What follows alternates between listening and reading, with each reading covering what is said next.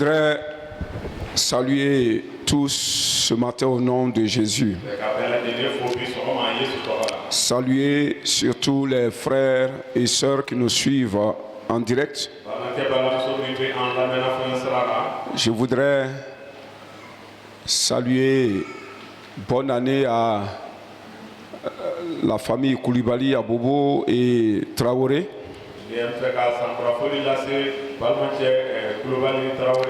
Et avec leurs amis,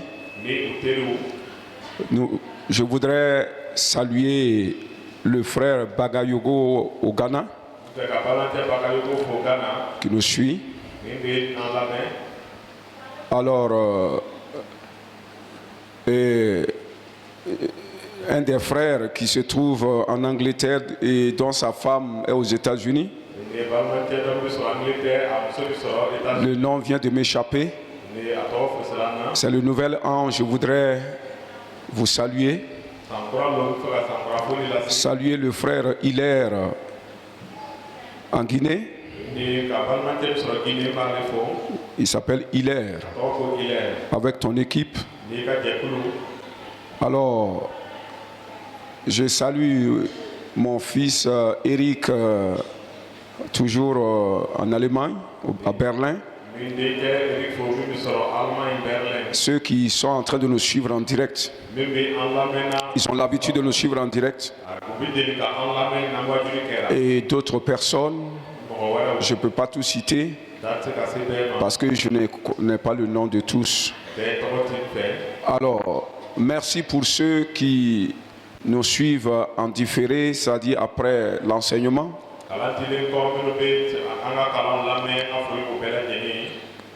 Je vous souhaite une bonne et heureuse année. Que le Dieu Tout-Puissant vous surprenne cette année. Et comme le thème l'a annoncé,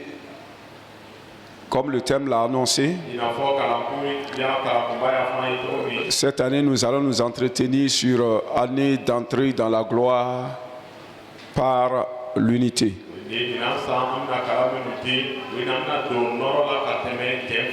Que le Seigneur accomplisse son désir dans votre vie.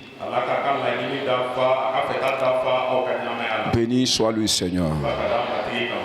Alors, ce matin, pour le premier message de l'année,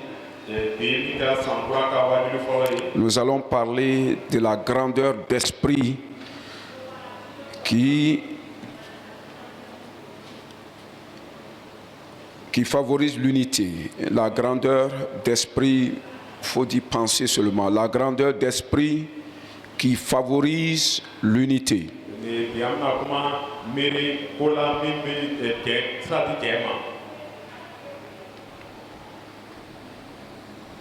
La grandeur d'esprit un esprit grand qui favorise l'unité. Philippiens chapitre 2, le verset 5. Philippiens 2, 5 nous dit: ayez en vous les sentiments qui étaient en Jésus-Christ. Ayez les sentiments qui étaient en Jésus-Christ. Je vais donner deux définitions de cette expression, la grandeur de l'esprit, l'expression de la grandeur de l'esprit. Je vais donner deux de ces définitions selon la Bible.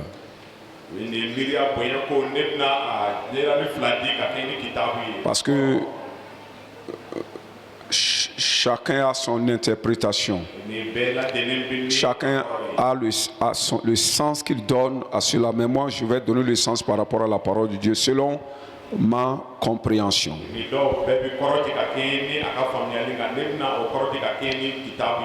D'abord, quand on dit la grandeur de l'esprit, il s'agit de la grandeur de la pensée.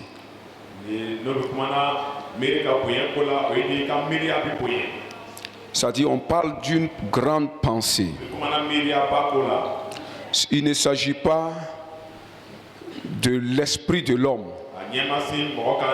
Il ne s'agit pas aussi du Saint-Esprit. Il s'agit ici de la pensée. Quand on dit esprit, les gens ne voient plus le mot selon les sens que le dictionnaire, les différents sens que le dictionnaire nous donne. Quand on dit esprit, un des sens là, c'est la pensée. Donc ici, avoir un grand esprit, c'est avoir une grande pensée.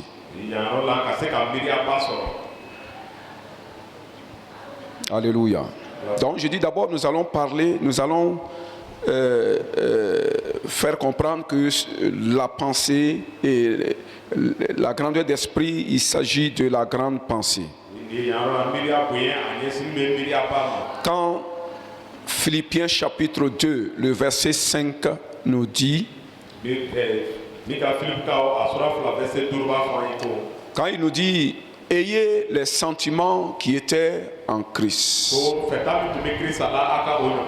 Il s'agit que Dieu nous dit d'avoir les pensées, d'abord la mentalité qui était en Christ, ou la manière de penser que Christ avait, ou en un mot, ayez la pensée de Christ. Ayez la pensée de Christ. Parce que le mot sentiment aussi a plusieurs sens. Et le sens ici, là, le sens dans lequel il est employé ici, il s'agit de la pensée. Nous allons alors ce matin scinder ce message en deux grandes parties.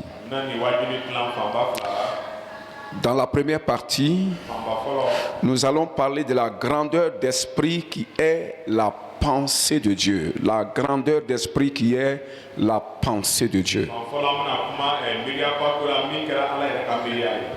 À la deuxième grande partie, nous allons parler de la grandeur d'esprit qui est l'homme nouveau qui peut se former dans l'homme, l'homme nouveau qui peut se former dans l'homme, qui peut être dans l'homme.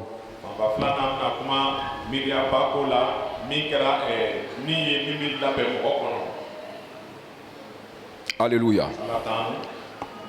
Donc voici les deux points et qui sont les deux sens au mot ou à l'expression grandeur d'esprit.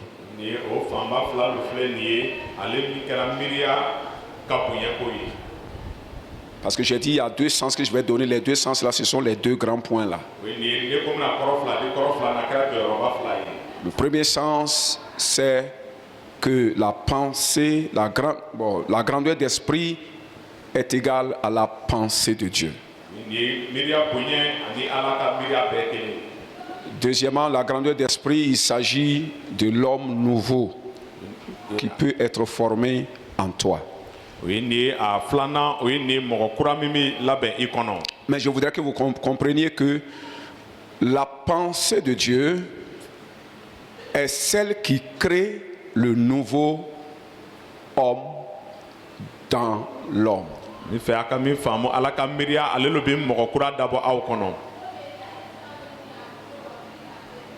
La pensée de Dieu est celle qui crée dans l'homme un nouveau homme.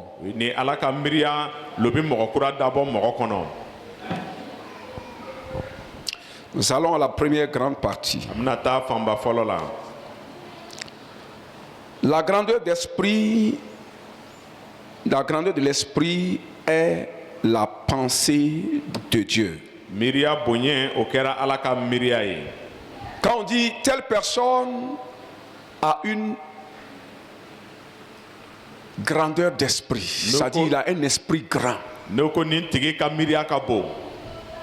Ça veut dire cette personne a la pensée de Dieu. Cette personne a la mentalité de Dieu, cette personne réfléchit comme Dieu réfléchit.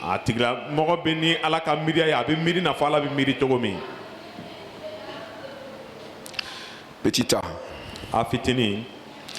La pensée de Christ est celle de Dieu. Parce que quand Philippiens nous dit ayez la pensée qui était en Christ, alors c'est pourquoi je dis au petit a, la pensée de Christ est celle de Dieu.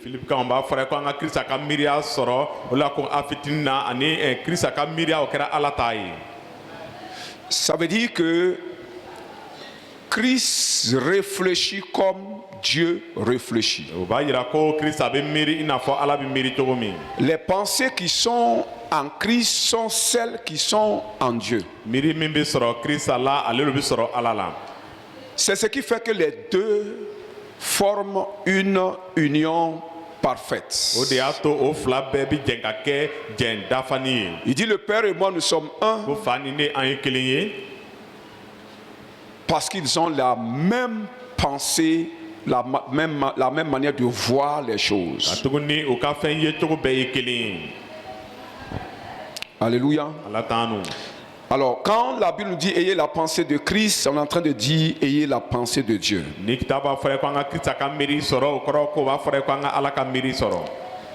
La grandeur d'esprit qui est la pensée de Dieu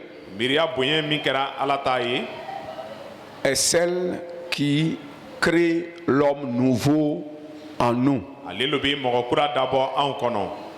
C'est elle qui crée l'homme nouveau en nous. L'apôtre Paul disait dans 1 Corinthiens chapitre 2, le verset 16. Il nous disait ceci. Il dit, qui a connu la pensée de Dieu? Or, nous, ça veut dire nous les chrétiens, nous avons la pensée de Christ. Qui a connu la pensée de Dieu? C'est difficile parce que Dieu, on ne peut pas connaître sa pensée. Mais nous avons la pensée de Christ. Alors que Christ a la pensée de Dieu. Donc, qui a la pensée de Dieu? Nous avons la pensée de Dieu. Parce que si vous avez déjà la pensée de Christ, ça veut dire que vous avez la pensée de Dieu. Alléluia. Nous avons, pour dire que la pensée de Christ est disponible aux chrétiens. Nous l'avons, mais est-ce que nous sommes appropriés d'elle? C'est ça aussi. Nous l'avons, elle est déjà ici, nous l'avons. Mais maintenant, est-ce qu'elle est en toi? C'est ça aussi.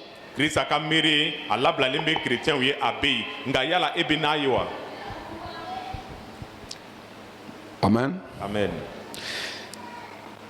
Alors, dans Ésaïe chapitre 55, le verset 9.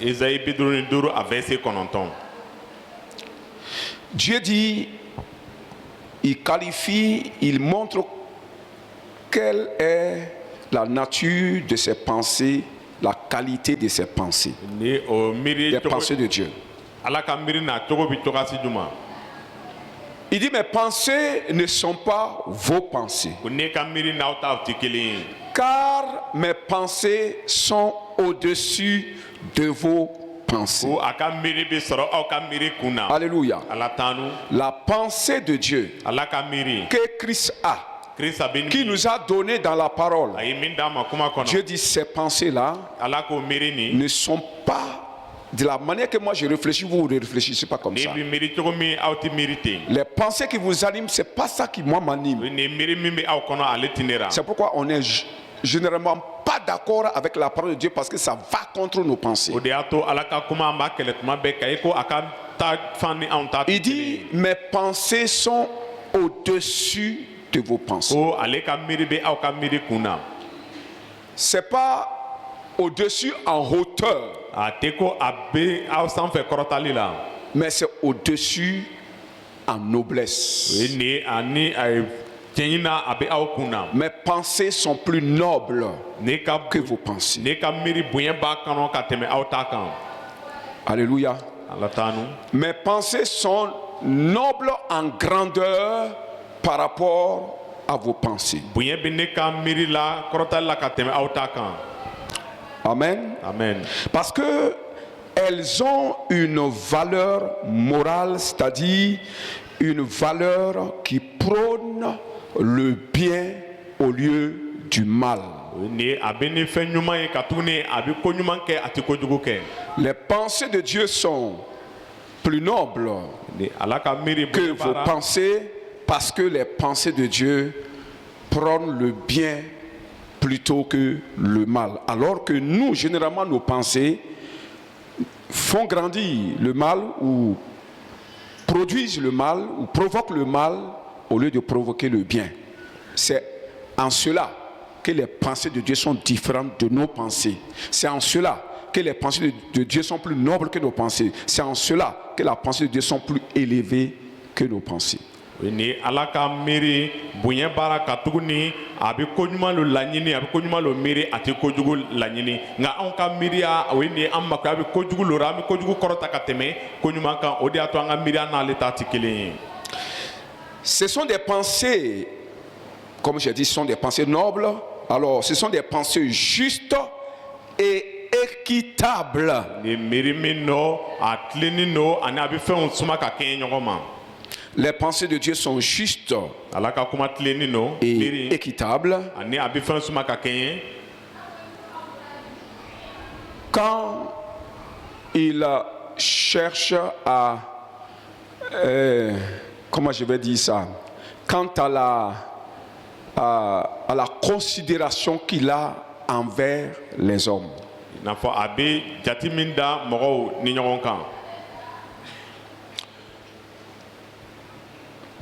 Ça veut dire, Dieu pense juste et équitable quand il veut considérer quelle valeur a l'homme.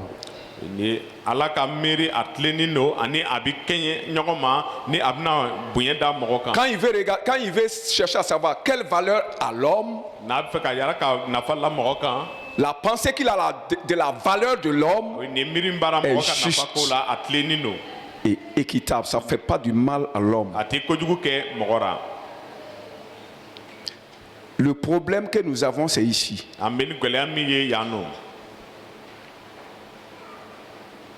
Quelle valeur nous pensons que l'homme a? Quelle valeur nous pensons que l'homme et la femme ont? Alléluia. Quelle valeur Dieu pense que tu as? La valeur qu'il pense que tu as est juste. Ne va pas te faire du mal. Si tu entends ce que Dieu pense que tu es, la valeur que tu as là, si tu entends ça, tu ne seras pas découragé. Tu ne seras pas frustré. Tu ne vas pas penser que Dieu t'a méprisé. Alléluia.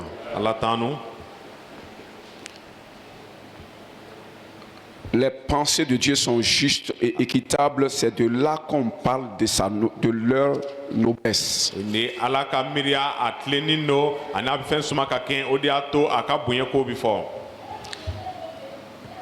Je veux dire que quand Dieu regarde aux hommes,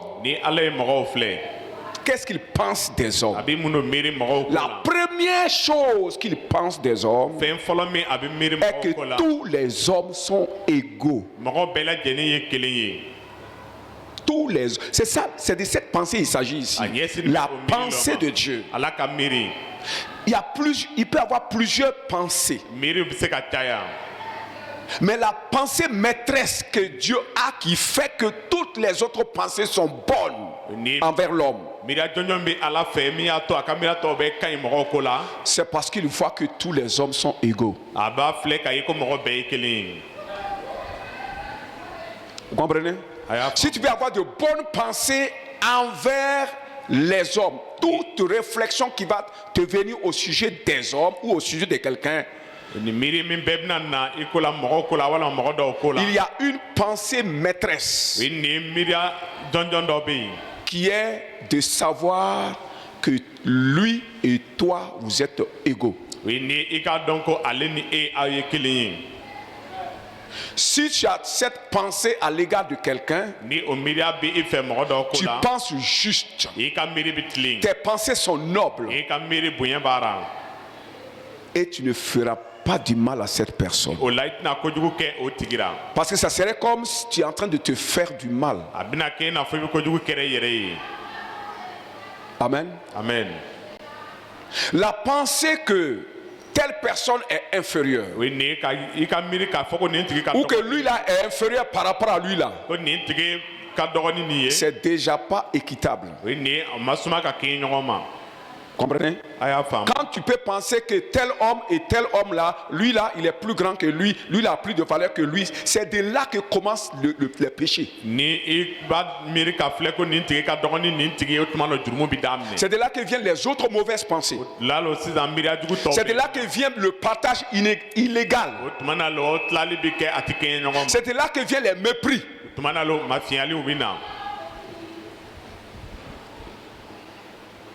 Et c'est de là que vient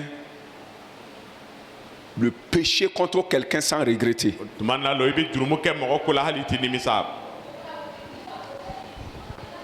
Béni soit le Seigneur. Christ avait cette pensée. Et c'est pourquoi dans Philippiens 2, il est dit, c'est-à-dire quand il est devenu homme, quand Christ lui-même, Jésus là, Jésus-Christ là, quand on dit Christ maintenant, il s'agit de Jésus-Christ. Quand Jésus, le Christ, est devenu homme. La Bible dit,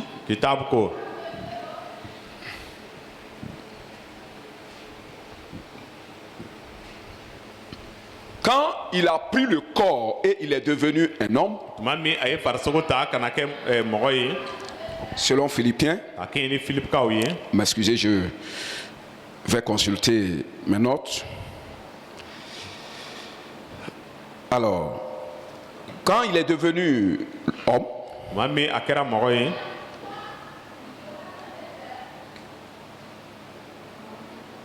ok. Philippiens chapitre 2 verset 7. La Bible dit qu'il s'est rendu semblable aux hommes. Il s'est rendu semblable aux hommes, ayant paru comme un simple homme. Ça veut dire quand Jésus est devenu homme, lui-même se voyait comme homme comme les autres hommes. Il a paru. Il s'est montré aux gens qu'il est un homme comme vous. Un simple homme, pas un homme supérieur aux autres, c'est ça. Alléluia. Quand il était Dieu, il se voyait supérieur à l'homme. Quand il est devenu homme, il a paru, il s'est montré comme un simple homme, comme vous êtes des hommes simples. Alléluia. Il ne s'est pas montré supérieur aux hommes. Ça veut dire il n'a pas méprisé l'homme. Il n'a pas pensé que les hommes ne sont rien par rapport à lui, parce qu'il est aussi les hommes comme lui. Alléluia.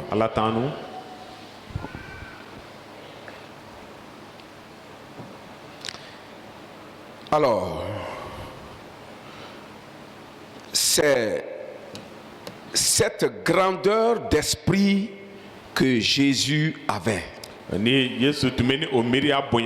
C'est-à-dire quelqu'un qui a une grande pensée, la pensée commence par la notion que tous les hommes sont égaux. C'est la plus grande pensée des pensées que l'homme puisse avoir. C'est la plus grande des pensées que l'homme peut avoir sur terre. Tous les hommes sont égaux. Et c'est cette pensée noble qui unifie les gens. Pour qu'ensemble, ils puissent produire un développement glorieux. C'est cette pensée qui unifie les hommes afin qu'étant unis, ils soient ensemble capables de produire le développement qui va manifester leur gloire. Le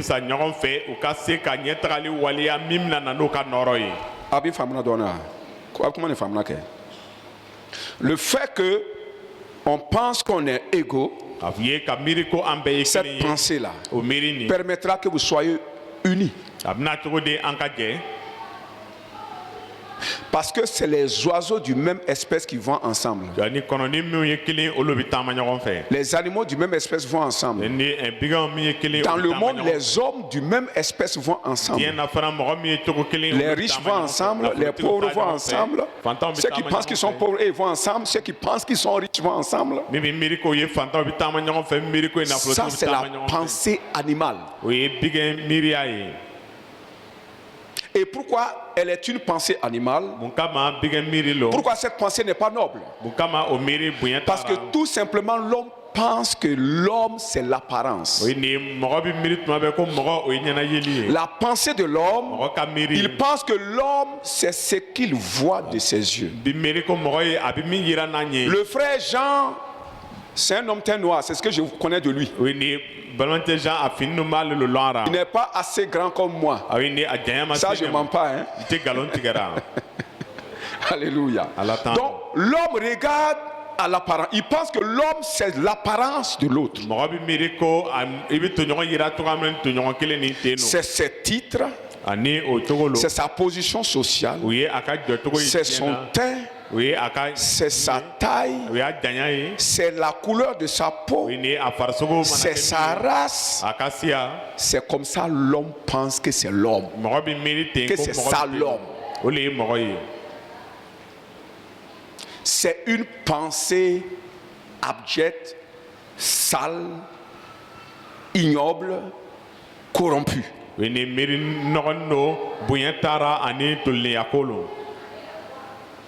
Dieu dit, moi je regarde au cœur, c'est-à-dire à l'intérieur, mais l'homme regarde à l'apparence. C'est ça, il dit, mes pensées ne sont pas vos pensées. Mes pensées sont plus nobles que vos pensées. Mes pensées sont plus vérités que vos pensées. Mes pensées sont plus réalistes que vos pensées. Mes pensées sont plus juste que vous pensez. Est-ce que quelqu'un comprend ça? Comment tu regardes la valeur d'un homme? Souvent tu regardes mal. Tu vois mal parce que tu ne vois que son apparence. Alléluia. Dieu ne regarde pas ça. Dieu ne pense pas comme ça. Béni soit le Seigneur.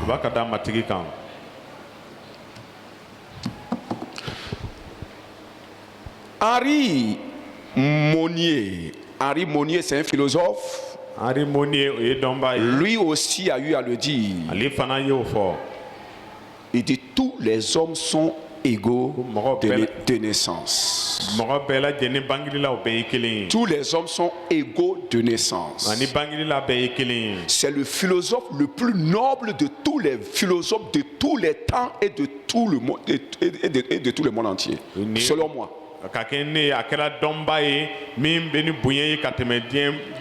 C'est le philosophe qui est animé de la pensée de Dieu. Une pensée qui peut unifier les êtres humains pour développer la gloire sur la terre.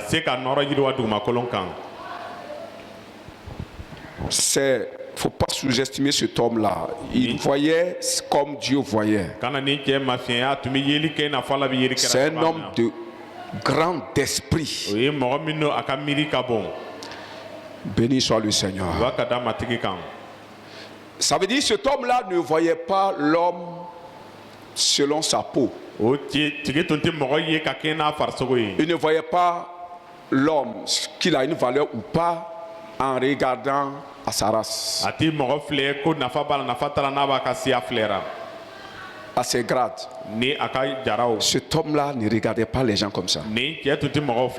Il n'est pas, peut-être qu'il n'est pas, je ne sais pas s'il était chrétien ou pas, mais de toutes les façons, lui, il avait la pensée de Dieu. Mais malheureusement, même les chrétiens, les pasteurs, n'ont pas cette pensée.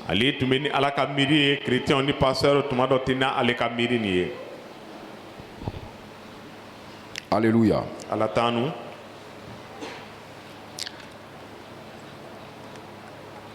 L'homme, c'est qui? L'homme selon la pensée de Dieu. C'est l'homme celui qui vit au-dedans du corps. Celui qui est formé à l'image et à la ressemblance de Dieu.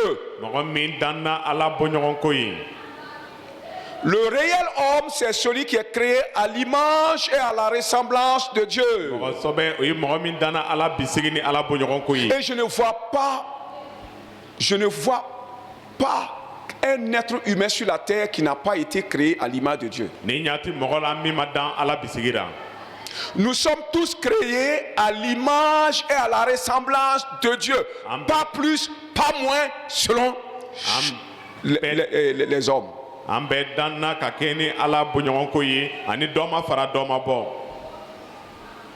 Amen.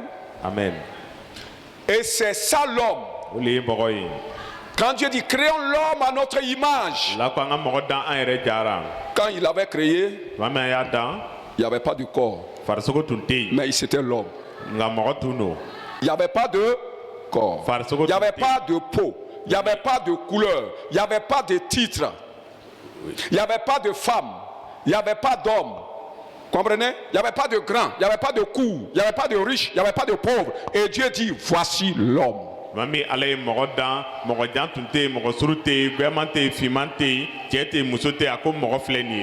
Le reste qui est venu après là, c'est sa maison. Mais la maison n'est pas l'homme.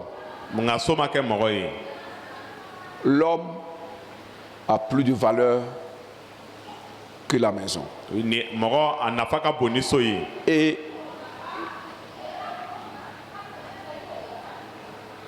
la valeur d'une maison, c'est la valeur de l'homme.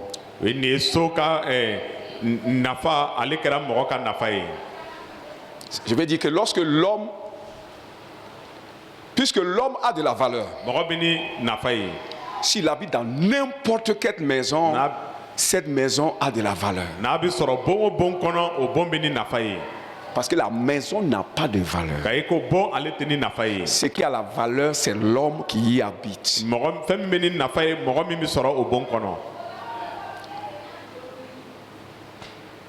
Même si tu es teint clair, et l'autre est teint noir, brûlé comme moi, la couleur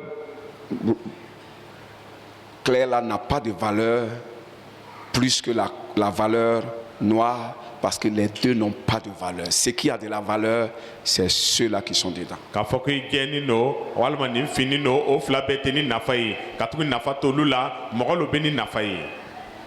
Vous n'avez jamais vu quelqu'un qui veut seulement une femme teint clair, mais il l'a rejeté 3 jours après.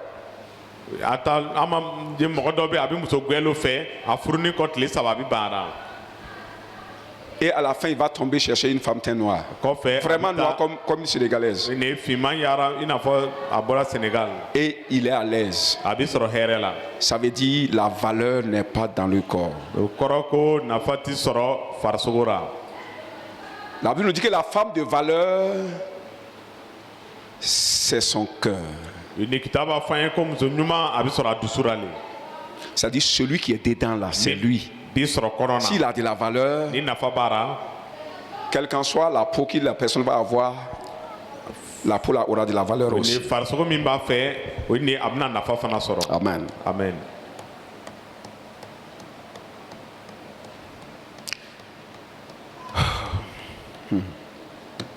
Lorsque cette manière de penser au sujet de l'homme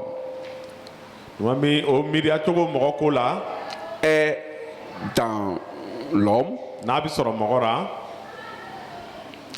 l'homme aura forcément du respect envers tous les êtres humains sans exception. C'est pourquoi Dieu a du respect pour l'homme. Dieu a du respect pour l'homme.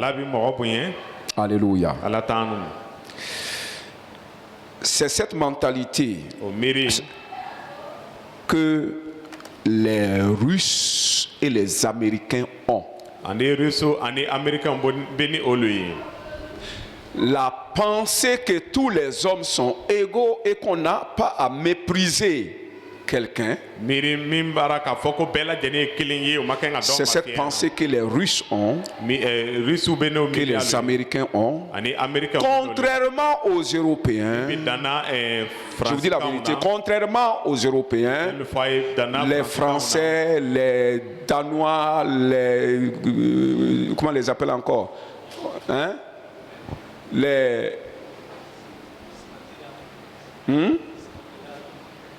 Les gens de l'Angleterre, les gens les Allemands et autres là, eux, ce sont les Européens. Les Américains ont des pensées nobles comme celles de Dieu. Les Russes ont la pensée noble comme celle de Dieu, contrairement aux Français. Je vais dire français, là vous allez comprendre ça plus mieux.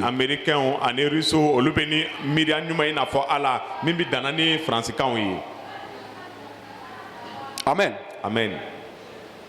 Je vous avais expliqué la dernière fois que lorsque Donald Trump, d'abord a commencé par Obama, qui rentrait dans son avion, il est venu entrer en oubliant de saluer le garde qui était au bas de l'avion, qui était au garde-vous.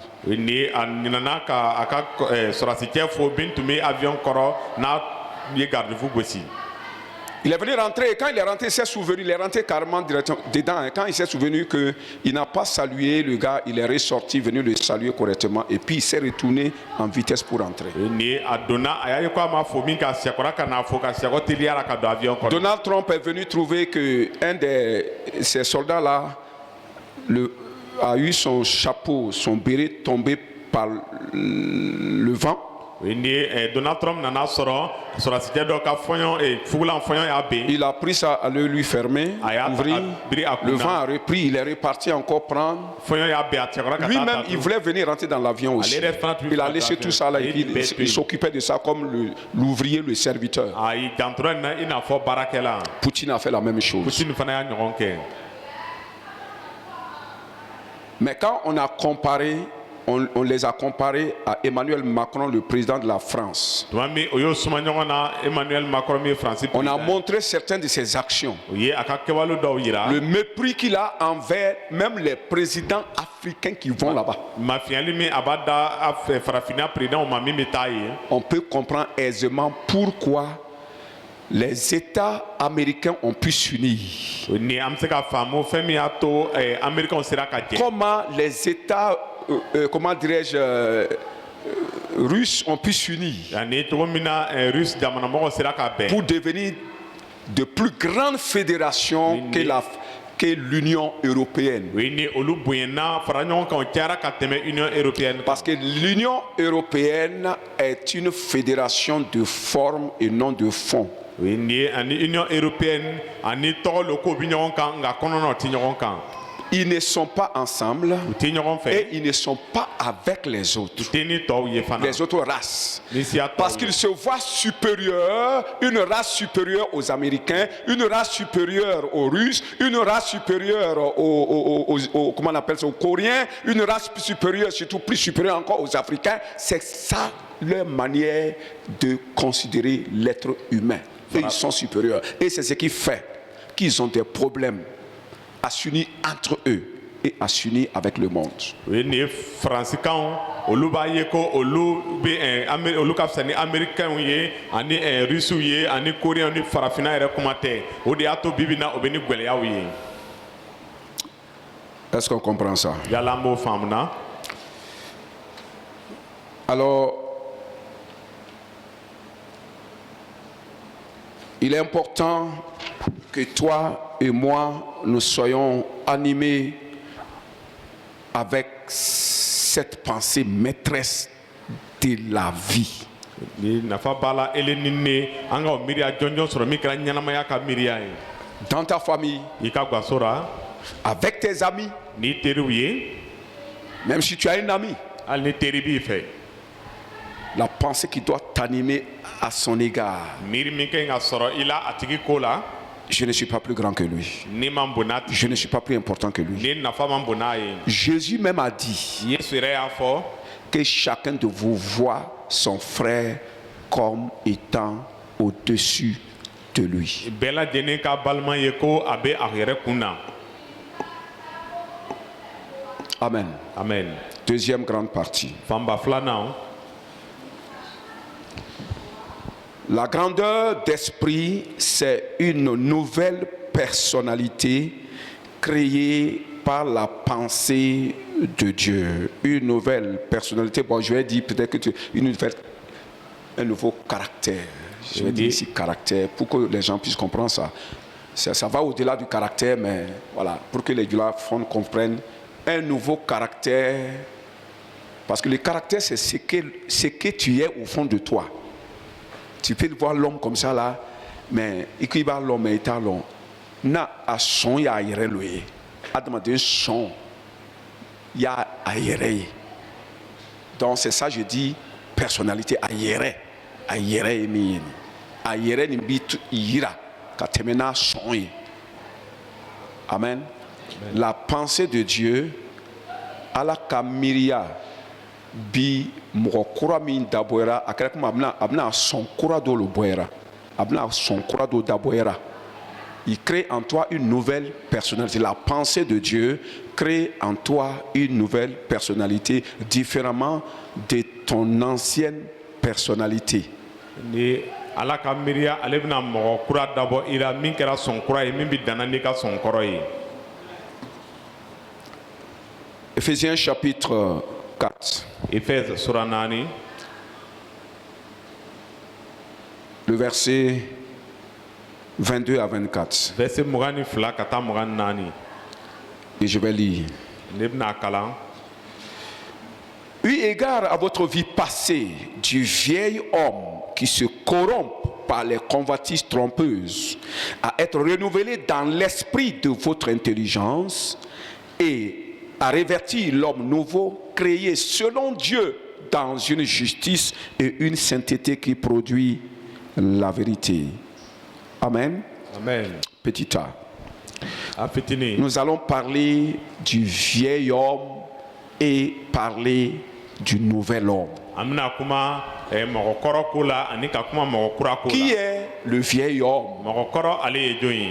qui est en toi ou qui était en toi? Min bira walima a tun Et bira. qui est le nouvel homme qui est en toi ou qui devrait être en toi? Walima mɔgɔ kura ye jɔn ye min b'i kɔnɔ walima a tun ka ɲi ka sɔrɔ i kɔnɔ. Amen. Amen. Alors, petit 1, Ani qui est l'homme, le vieil homme? mɔgɔ kɔrɔ ye jɔn ye? Selon le verset 22. A kɛ ni verset 22 ye. Il dit, eu égard à votre passé du vieil homme qui se corrompt, on parle du vieil homme qui se corrompt par les convoitises trompeuses. Le vieil homme qui se corrompt par les convoitises qui trompeuses. Oui, ni mɔgɔ kɔrɔ ale min bi don toliya ka tɛmɛ ɲɛbɔliw fɛ. Qui est-il? Ale ye jɔn ye? C'est la vieille personnalité ou le vieux caractère hautain de l'homme o ye mɔgɔ kɔrɔ ye min kɛra kuncɛba ye. qui méprise les autres. min bi tɔw mafiyɛnya. Cette personnalité hautaine est créée dans l'homme o ye nin o mɔgɔ kɔrɔ kuncɛba danna mɔgɔ la. par des pensées corrompues. ka tɛmɛ miiriya tolilenw Ce sont fɛ. les pensées corrompues qui se trouvent dans l'homme qui crée cette nouvelle personne, cette vieille personnalité. o ye nin miiri kɔrɔ tolilen olu bɛ na ni o mɔgɔ kɔrɔ ye. Alors, cette vieille personne est corrompue par la pensée que l'homme, c'est-à-dire le fait de dire que l'homme, de penser que l'homme est ce qu'il est en apparence. ni ka miiri k'a fɔ ko mɔgɔ bi yira cogoya min na a bi ten nɔ. Le fait de penser que l'homme, c'est sa race, l'homme, c'est sa peau, l'homme, c'est son argent, l'homme, c'est ses maisons, l'homme, c'est sa richesse. Cette pensée que l'homme, est ça là, est une pensée corrompue. ni ka miiri ko mɔgɔ kɛra a ka miiriya ye mɔgɔ kɛra a ka siya ye o ye miiriya tolilen ye. Comprenez? a y'a faamu. C'est une pensée, elle n'est pas saine, elle n'est pas sainte. a man senu. Elle est corrompue, elle est pourrie. a tolilen don. Ce n'est pas la bonne pensée. miiriya ɲuman tɛ. Amen. Amen. Et c'est cette pensée corrompue-là o miiri tolilen don. qui pense que l'homme, c'est son apparence. bɛɛ a miiri ko mɔgɔ kɛra a b'a yira cogoya min na nɔ. C'est elle qui a créé le vieil homme en toi ou le vieux, le mauvais caractère en toi. ale le ye mɔgɔ kɔrɔ dabɔ yira a nana ni kɛwale jugu ye e la. Est-ce qu'on se comprend? yala an bɛ ɲɔgɔn faamuna. Alléluia. ala t'an no. Le fait de ne pas voir que l'homme, c'est celui qui est dedans, mais son apparence, cette pensée est celle qui a corrompu l'homme au point qu'il a un mauvais comportement. o ye nin ye ka mɔgɔ ye i b'a ɲɛna ye lo filɛ i t'a ka kɔnɔna ye o de y'a to mɔgɔ bɛ ni mɔgɔ jugu kɔrɔ ye. Voilà. Alléluia. ala t'an no. On se comprend là-dessus. a bɛ ɲɔgɔn On faamu. a compris? an y'a faamu. Petit 2. Qui est le nouvel homme? mɔgɔ kura ale ye jɔn ye. Le nouvel homme, mɔgɔ kura c'est la nouvelle personne o ye mɔgɔ kura ye. humble majigilen don. qui pense qu'il est semblable aux autres. i miiri ko ani tɔw bɛɛ kelen. Cet homme est créé selon la vérité. a tigi danna ka kɛɲɛ ni tiɲɛ ye. Regardons au verset 24 de Éphésiens 4 là. Efɛsi 4:20. A revêtu l'homme nouveau créé selon Dieu dans une justice et une sainteté que produit la vérité. La vérité, c'est la vérité qui produit ce nouvel homme en l'homme. o ni ye tiɲɛ lo bɛ o mɔgɔ kura da mɔgɔ la. Et quelle est cette vérité? C'est ça aussi. Quelle est cette vérité? Cette vérité, c'est celle que je suis en train de vous dire. Cette vérité est que l'homme, c'est celui-là qui est dedans. o ye nin ye tiɲɛ o ye tiɲɛ min bɛ fɔra aw ye ko mɔgɔ ye mɔgɔ min bɛ sɔrɔ a kɔnɔ na. Amen. amen. La vérité de Dieu, ala ka tiɲɛ. c'est la pensée de Dieu. ala ka miiri. C'est ce que Dieu pense que l'homme est. mɔgɔ bɛ miiri ala bɛ miiri ko mɔgɔ ye min. Comment Dieu pense que l'homme est? ala bɛ miiri ko mɔgɔ bɛ cogo di. L'homme, c'est celui qui est créé à son image et à sa ressemblance, beau comme Dieu, juste comme Dieu. ni na fɔ ala. Alléluia. ala t'an no. Quelqu'un dit Amen. dɔ k'a fɔ amina. C'est cette pensée-là o miiri lo. qui crée en vous le nouvel homme, ale lo bɛ mɔgɔ kura dan aw la. la nouvelle mɔgɔ personnalité. kura. Alléluia. ala t'an no. Vous allez, quand la Bible parle de, quand je disais, je parle de nouvel homme, on a toujours pensé aux chrétiens. ni kalan dilan kuma na mɔgɔ kura ko la an tun b'a miiri ko chrétienw lo.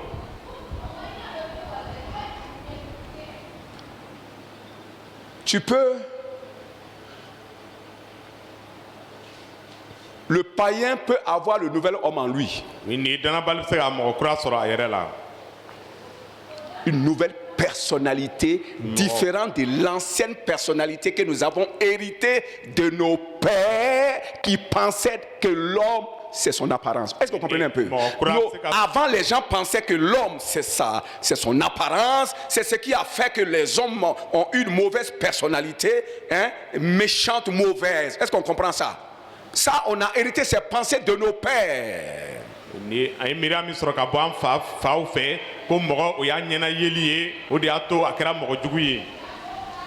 On méprise les gens. On peut tuer quelqu'un facilement, l'insulter sans avoir pincement de cœur. C'est comme ça nos pères pensaient avant, oui ou non? Et c'est ça qui a créé le vieil homme en nous, le mauvais comportement. Le païen a recevant cette vérité qui n'est pas seulement celle qui est écrite dans la Bible, la vérité universelle de Dieu, qui voit que l'homme c'est celui qui est créé à son image. Si un païen a ça, comme les Américains l'ont, comme Trump l'a, comme le Russe a, vous comprenez ça? C'est créé en lui une nouvelle personne. Seulement cette nouvelle personne ne peut pas être sauvée s'il ne rencontre pas Jésus. Cette nouvelle personnalité ne peut pas être sauvée s'il ne rencontre pas Jésus.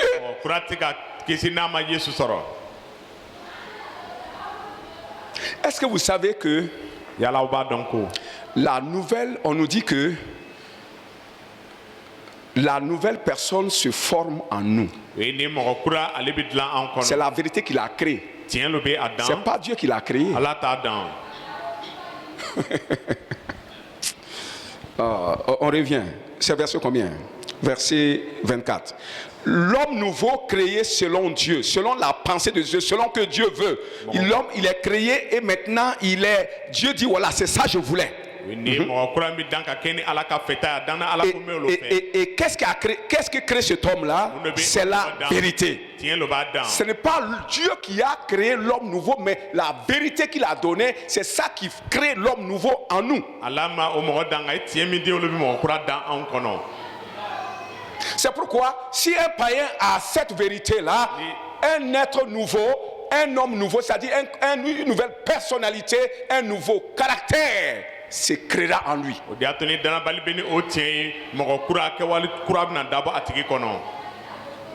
Comprenez un peu? Seulement, Trump, qu'il soit bon, Obama bon, s'ils ne connaissent pas Jésus, parce que cette nouvelle personnalité, ce n'est pas son âme. C'est ça. Donald Trump, Obama, Tita, ça fait quoi? La nouvelle personnalité là, le nouvel homme là, ce n'est pas ton âme, mais ça touche ton âme. Mais c'est pas ça. Il ne s'agit pas de l'âme et de l'esprit. Amen. C'est pourquoi un chrétien, tu peux être chrétien, tu es sauvé, tu es lavé par le sang de Jésus, tu crois en Jésus, mais tu as une mauvaise personnalité. Le vieil homme est en toi.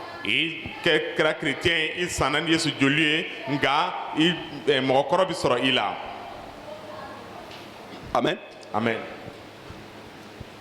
Parce que Dieu nous invite à nous dépouiller du vieil homme, oui ou non? Il dit dépouillez-vous du vieil homme. Ça veut dire même quand tu es converti, tu n'es pas dépouillé. Tu n'as pas enlevé le vieil homme. Si le vieil homme était enlevé à notre conversion, on ne va pas nous dire encore dépouillez-vous. Est-ce qu'on comprend?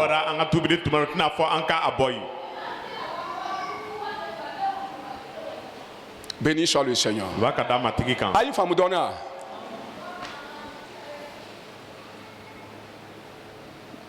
Dépouillez-vous du vieil homme et revêtez. C'est vous qui devez le faire. Revêtez-vous du nouvel homme. Enlevez l'ancien caractère et portez le nouveau caractère. Comment tu peux enlever le vieux? La vérité que Dieu a donnée. Quelle est cette vérité? Tous les hommes sont égaux comme toi. Si tu as ça là, c'est par là que commence le dépouillement et le revêtement d'une nouvelle personnalité, comme a dit, un nouveau esprit grand.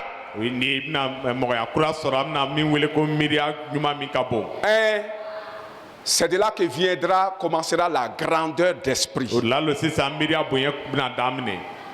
Oui, Myriaba en quelque sorte. Est-ce qu'on se comprend? Ok, je pense qu'on s'est prononcé largement là-dessus. J'ai dit que cette vérité-là, c'est la personnalité, et cette vérité dans l'homme est créée, c'est ça qui crée cette personnalité. Et la personne devient juste et sainte. Toujours le verset 24. À revêtir l'homme nouveau créé selon Dieu dans une justice et dans une sainteté.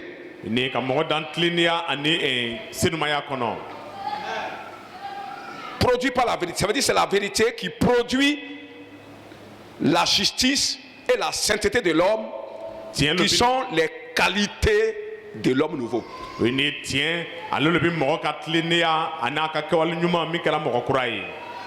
La vérité qui est en toi, que tous les hommes sont pareils, que tous les hommes sont égaux, crée en toi quoi? Produit en toi quoi? La justice, ça te permet d'être juste. Et ça te permet d'être saint. Ça te permet d'éviter d'offenser les autres. Et si tu n'offenses pas les gens, tu deviens saint. Si tu peux juger d'une manière juste que l'homme, c'est lui qui est créé à l'image de Dieu comme toi, ça c'est juste, ça c'est équitable. Et quand tu vas vouloir, en tout cas, traiter avec eux, tu vas traiter avec équité, sans mépriser l'un et élever l'autre. Quand tu vas vouloir les juger, ça c'est être juste. Et qu'est-ce qui a rendu juste? C'est la vérité là. Et maintenant le fait d'être juste, d'avoir cette pensée, ça t'empêche d'offenser. Et si tu ne l'offenses pas, tu deviens saint.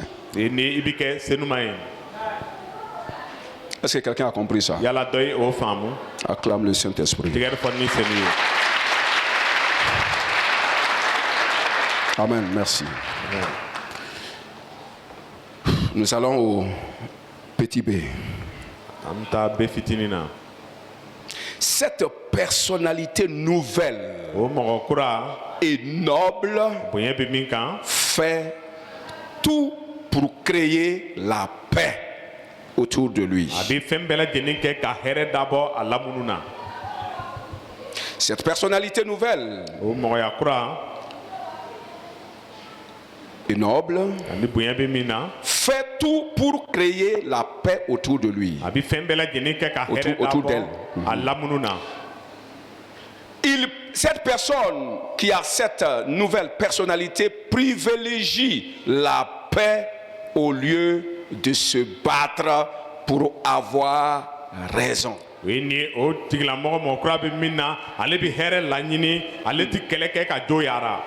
Quelqu'un dit Amen. L'homme qui a l'homme nouveau en lui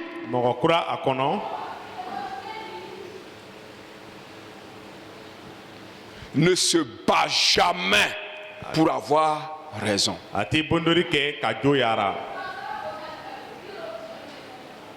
Mais il fait tout pour qu'il y ait la paix. Parce que c'est dans la paix qu'il y a le développement, la manifestation de la gloire. L'expression, je veux que vous écoutiez ça bien. Il ne se bat pas pour avoir raison. Tu peux comprendre ce que je dis. Toi-même, tu peux comprendre ce que... Se battre. Quand il y a un problème, tu te bats pour que la raison vienne de ton côté. C'est pas la grandeur d'esprit. Miriaba. Amen. Amen. Et même quand il a tort, il ne se bat pas pour ça.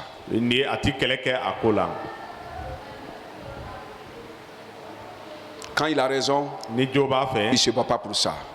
Quand il a tort, il ne se bat pas pour ça.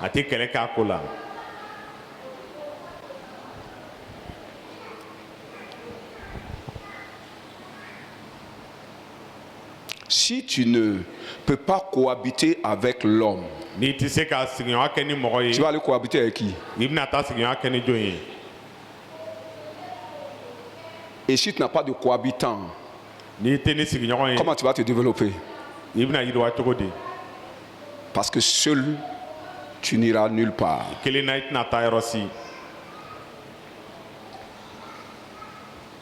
Béni soit Dieu. Je prends un exemple dans Matthieu chapitre 27. Ça, c'est l'exemple de Jésus. Pour que vous compreniez ce qu'on est en train de vouloir dire ici. Quand on dit cette personne ne se bat pas pour avoir raison, Matthieu chapitre 27, le verset 11.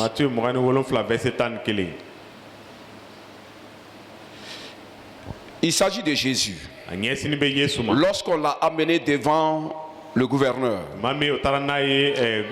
au verset 11, Jésus comparut devant le gouverneur. Le gouverneur l'interrogea en ces termes: es-tu le roi des Juifs? Jésus lui dit: tu le dis. Amen. Est-ce que tu es chrétien? Oui, toi-même tu sais que je suis chrétien. Ça, c'est pas un problème. Cette affaire, on ne la discute pas. C'est que je suis là. Je me bats pour que tu saches ce que je suis. D'où je viens. Qui je suis. Maintenant. Et au verset 12. Il a répondu à cette question du gouverneur. Au verset 12. Mais il ne répondit rien aux accusateurs, aux accusations des principaux sacrificateurs et des anciens. Il ne répondit rien aux accusations des principaux sacrificateurs et des anciens. Et Pilate le gouverneur va lui dire au verset 13: N'entends-tu pas de combien de choses il t'accuse? Les choses dont on t'accuse là, tu n'entends pas ça? Les pharisiens l'ont accusé. Les sacrificateurs l'ont accusé. Mais Jésus n'a pas ouvert la bouche. Il est là, il les regarde. On dit il soulève les gens. Il dit rien. On dit qu'il a dit de ne pas donner l'impôt à César. Il dit rien. On l'a accusé, il dit rien. Le gouverneur dit: mais Jésus, tu ne vois pas qu'on est en train de t'accuser gratuitement? Jésus n'a toujours rien dit. Verset 14. Et Jésus ne lui donna de réponse sur aucune parole. Ce qui étonna beaucoup le gouverneur. Ce qui étonna grandement le gouverneur, cette attitude, cette manière de faire, cette manière de se comporter, cette manière de faire étonna le gouverneur, parce que le gouverneur n'a jamais vu quelqu'un qui agit comme ça. Il n'a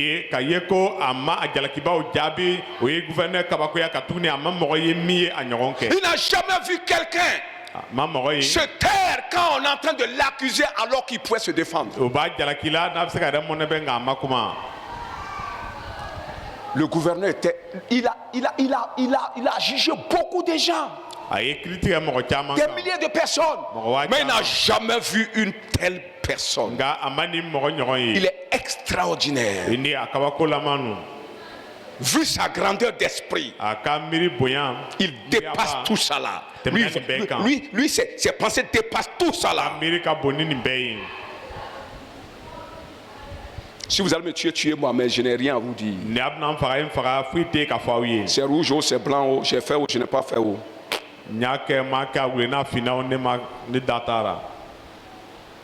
Tu peux le faire?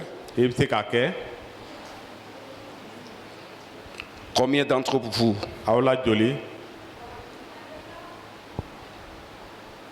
même quand on vous accuse d'une manière juste, si vous avez tort, vous êtes toujours prêt à vous défendre. Ça, c'est l'homme. C'est une petitesse d'esprit. C'est la manifestation du vieil homme.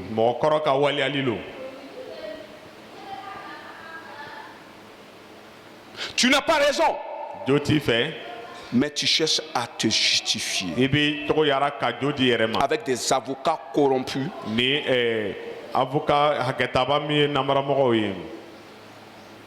C'est ce qu'est l'homme, le vieil homme. C'est ça la petitesse d'esprit.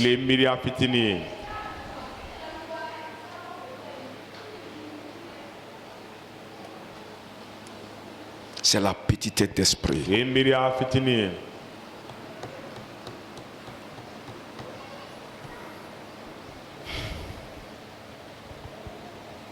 Ok. Cette attitude que Jésus a manifestée ici là, c'est ce que Ésaïe avait prophétisé à son sujet. Bien avant que Jésus vienne, bien sûr, on avait prophétisé sur ce comportement, sur cette personnalité que Jésus avait. Ésaïe 53, le verset 7. La Bible nous dit là-bas, il a été maltraité, opprimé, sans qu'il n'ouvre la bouche. Il a été semblable à une brebis muette qu'on en entend d'enlever ses poils.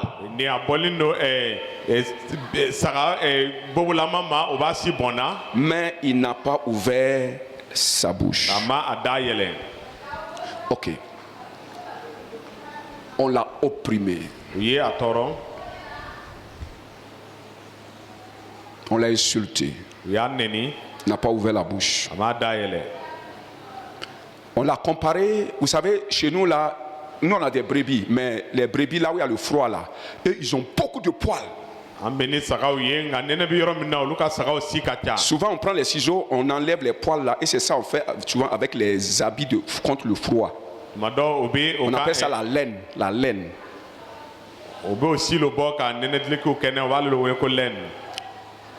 Et souvent, quand on envoie la brebis, on est en train d'enlever les poils, ça fait mal.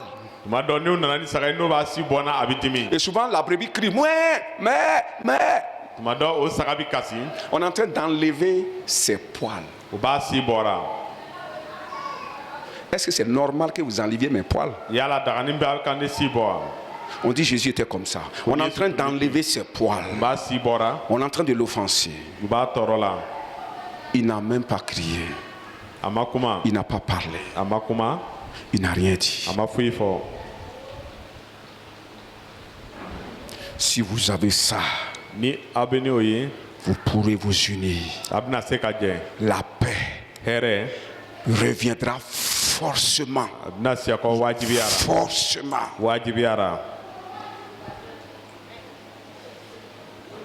Forcément.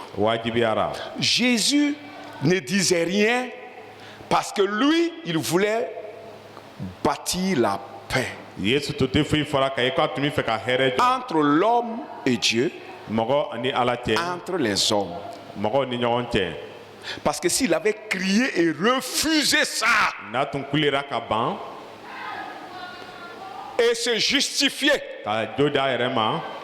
il n'allait pas aller à la croix pour être crucifié. Et s'il n'est pas crucifié, la paix entre toi et Dieu ne viendrait pas. La paix entre vous les hommes ne viendrait pas. C'est une grandeur d'esprit qui fait ça. Miriaba. Amen.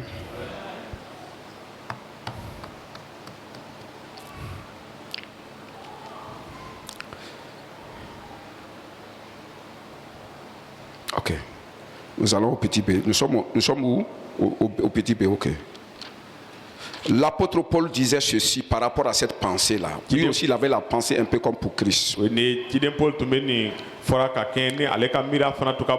Corinthiens chapitre 4, le verset 9. Il dit, nous les apôtres, semblons être les derniers des hommes. En spectacle aux hommes, en cinéma aux hommes. Cinéma. Cinéma, c'est la chose qu'on regarde. Verset 13. Éphésiens 4, 13 et 1 Corinthiens 4, 13. Le rebut de tous. Le rebut, c'est-à-dire les nyama ou tas d'immondices. Un rebut, c'est les nyama. Amen. Amen. Paul dit, nous les apôtres, quand on nous regarde, on nous voit comme les derniers de tous.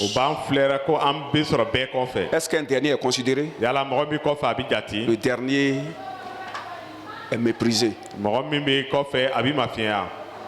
Et le dernier même ne parle pas.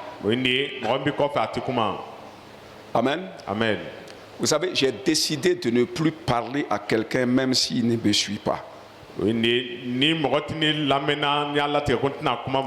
dernière fois, le diacre Bonini m'a donné ce conseil. Il m'a donné un conseil qui a fait que je ne... Même si tu dors, il faut continuer à dormir. Alléluia. Je vais prêcher la parole seulement. Celui qui veut suivre, il n'a qu'à suivre. Parce que ça va m'amener dans des bavures.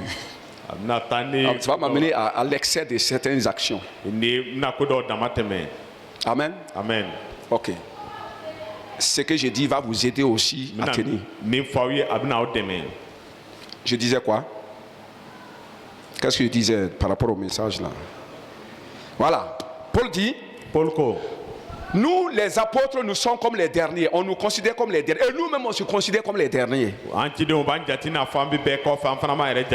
dernier n'a pas d'honneur à défendre.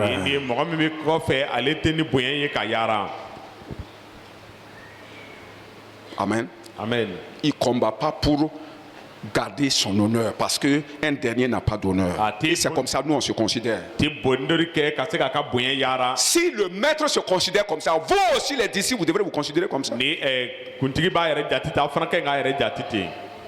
C'est pas seulement le comportement d'apôtre, c'est le comportement d'enfant de Dieu. Et les apôtres, ils donnent l'exemple. Pas tous les apôtres, bien sûr. Pour que les autres aussi suivent. Il dit nous sommes le rebut, c'est-à-dire nyama-nyama-to, c'est-à-dire tout ce qui est saleté chez toi là, ça revient à nous. Tout ce qui est saleté chez les hommes, c'est comme toutes les saletés de l'église là. C'est prêt pour être déchargé sur le pasteur. Si un pasteur ne se voit pas comme ça, il ne peut pas avoir la grandeur d'esprit. Il va toujours se défendre.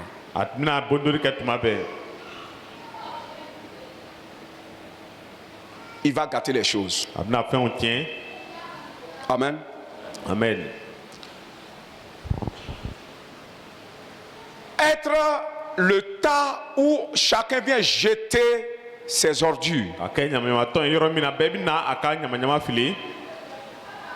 Sans dire un mot. C'est une grande personnalité. Oui. C'est un grand esprit. Oui, ni miriba. C'est ça qui avait animé Jésus. Olotumi yesura. Parce qu'il voulait la paix pour construire l'unité. Tumbi herefe kaseka jen sigi. 1 Corinthiens chapitre 6 verset 7. Korintikan folo sura woro verset wolo. Paul va dire ceci. Paul binani. Pourquoi ne souffrez-vous pas plutôt quelques injustices? Pourquoi il y a des injustices qu'on veut mettre sur vous et vous ne les supportez pas? Pourquoi vous aimez vous défendre? Pourquoi vous ne voulez pas accepter certaines injustices? Même si ce qu'on veut mettre sur toi c'est injuste, pourquoi vous ne voulez pas accepter ça? Celui qui n'accepte pas ça a une petitesse d'esprit. Oui, ni mon kama klimbalia mi obi fe ka dei kan it se ka soama ni ma soama oui ni ka miri ka dogo. Non, c'est pas moyen, c'est pas possible, ça serait pas, il n'y a pas moyen. Et puis c'est le combat. Jésus a accepté ça. Il a dit que le châtiment dont on devrait être châtié à cause du péché ou du mal que nous avons fait est retombé sur lui. C'est-à-dire, le mal, l'injustice que vous avez fait est retombé sur lui. C'est lui qui est devenu injuste. À cause de votre injustice, on devrait vous condamner. Maintenant que vous avez mis votre injustice sur lui, alors la condamnation est allée chez lui.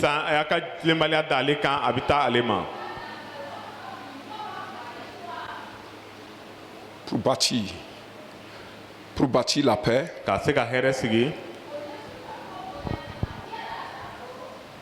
béni soit le Seigneur. Amen.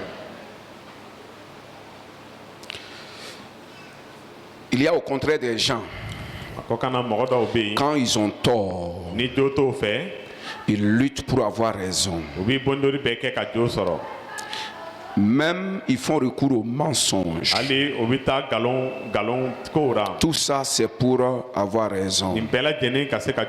C'est par orgueil que cela se fait. Cette personne, même quand elle a tort, n'est pas capable de demander pardon. Par orgueil, par petitesse d'esprit, même quand la personne a tort, il a des problèmes pour se repentir. Et c'est ce que nous sommes presque tous. Le vieil homme en nous. Même quand il va vouloir se repentir, il va dire, oh vraiment, excuse-moi. Michel, est-ce que le mot excuse selon toi, le mot pardon et le mot excuse, est-ce que ça a le même poids? Frère Antoine, humainement pensant, quand on dit excuse-moi et pardonne-moi, est-ce que ça le... On va dire le français, c'est le même, mais est-ce que ça a le même poids? La plupart des fois, quand quelqu'un veut, il dit même je m'excuse. Il ne dit même pas excuse-moi, il dit je m'excuse. Ça c'est encore plus bas qu'il dit excuse-moi. Comprenez? Il est plus facile à l'homme de dire je m'excuse. Celui qui va plus loin, il dit excuse-moi, mais dit pardonne-moi. C'est la grandeur d'esprit qui dit ça.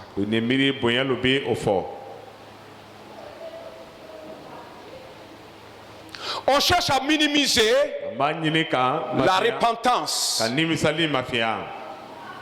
minimiser que nous n'avions pas aussi, on n'avait pas trop tort.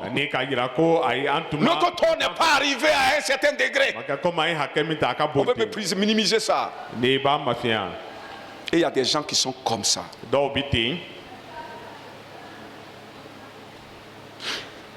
Ni aya soro kun yi haketa ika ya fema ni aya soro ou bien ni bi miri kun yi haketa, c'est ce que ça veut dire. Il n'est pas sûr toujours.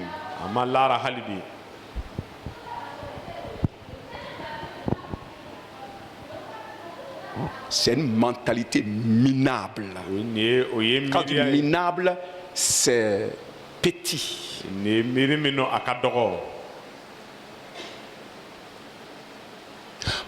Pourquoi tu ne peux pas demander pardon?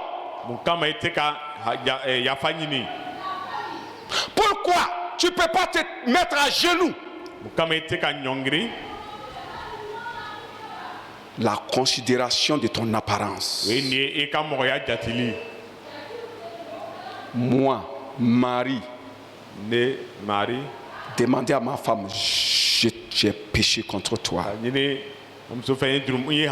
Moi, maman, demandez à mon enfant, pardonne-moi. Je préfère dire, je m'excuse. Amen. Moi, pasteur, demandez pardon.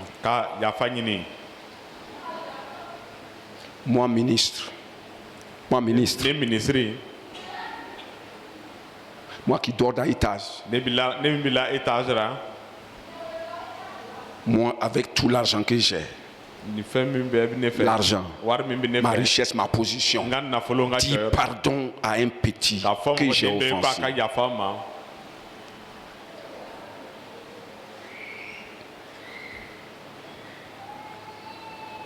Vous voyez? Qui es-tu? Toi-même, tu es quoi? Tu ne te connais pas. Ce que tu regardes là, ce que tu vois que tu es là, n'est rien. Ce n'est que de la boue, ce n'est que de la poussière. Tu n'es que de la boue.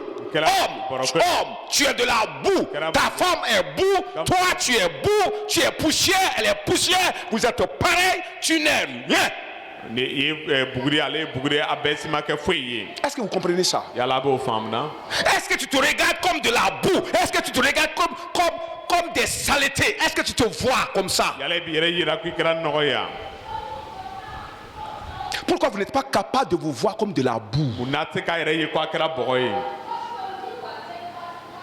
Pour pouvoir vous confondre à la boue. Pourquoi? Tu n'es rien. Je vais vous prouver, montrer. Soyez humble, sinon un jour, les choses vont vous prouver que vous n'êtes rien aux yeux de tout le monde.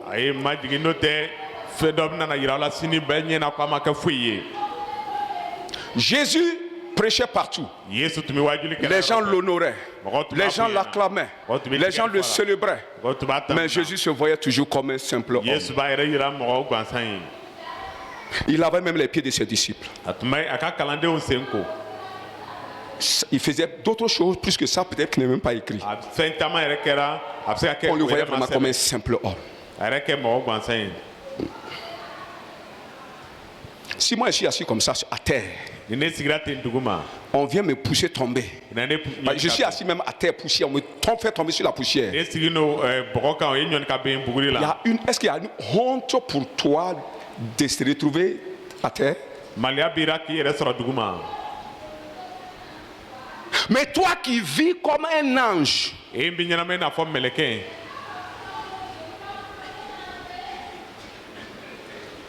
si on te met à terre, ta honte et celle qui était déjà à terre, qu'on a jeté à terre, est-ce que c'est pareil?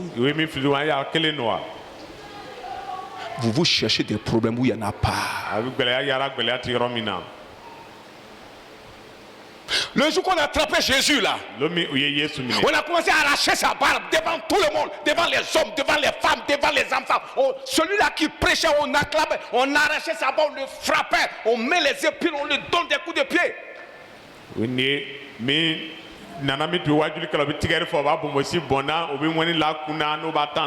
n'y a rien de honte en cela.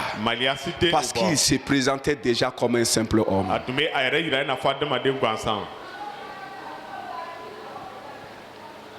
Il n'a pas été dégradé. Il n'a pas été dégradé. Il n'a pas quitté de grade. Il était déjà comme ça. Comprenez? Quand Laurent Gbagbo disait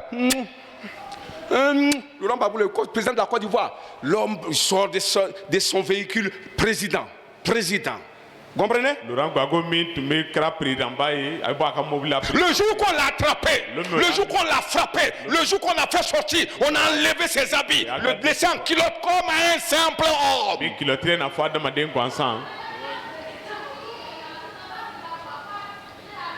Il était devenu petit que vous, que toi. Il était devenu petit que toi, oui ou non?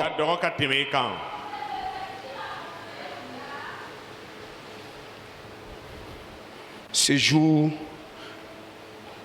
tout le monde, Babo a su et tout le monde a su que l'homme n'est rien. L'homme n'est que de la boue. Ce qui se passe là, c'est du mensonge. Ton véhicule n'est que du mensonge. Ton teint n'est que du mensonge. Ta race n'est que du mensonge. Ton argent n'est que du mensonge. Ta renommée n'est que du mensonge. Parce que le jour que on va t'attraper, te rouler dans la poussière, tu auras pitié de toi. Tu sauras que tu n'étais rien, que tu t'es trompé tout le temps que tu as vécu en offensant les gens.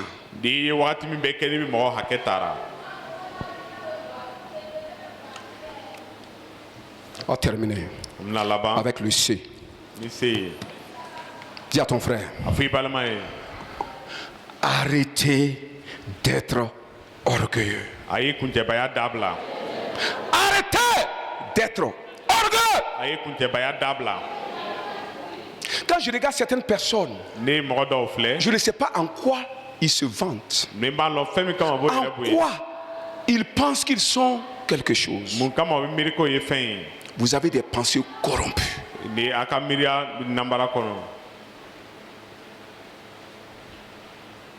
Qui vous expose non pas à la gloire, mais à la honte publique et éternelle. Petit C. Cet homme pardonne même quand il est capable de se venger. L'homme de grand esprit pardonne même quand il est capable de se venger.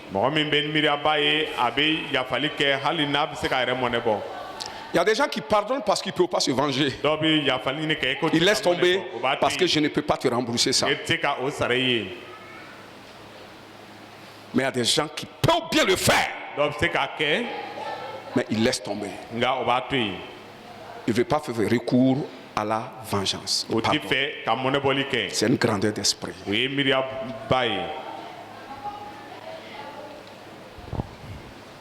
Amen. Amen. Pouvoir pardonner facilement est un sens de la grandeur, de la noblesse, comme Dieu le fait. Mais ne pas pouvoir le faire. Et celui qui cherche à se justifier, à justifier son tort, sont deux personnalités, deux personnes minables au vrai sens. Aux yeux de Dieu et même aux yeux des hommes. Parce que ces gens détruisent l'union, détruisent l'unité, socle du développement d'ensemble.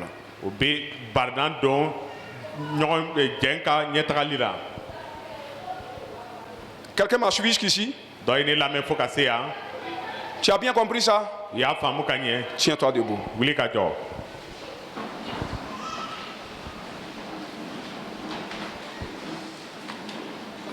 Tu vas demander pardon à Dieu et demander à Dieu de t'aider à tuer le vieil homme, la petitesse d'esprit, et adopter le nouvel homme qui est la grandeur d'esprit.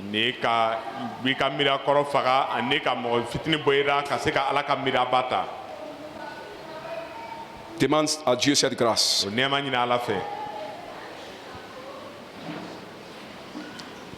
Demande à Dieu.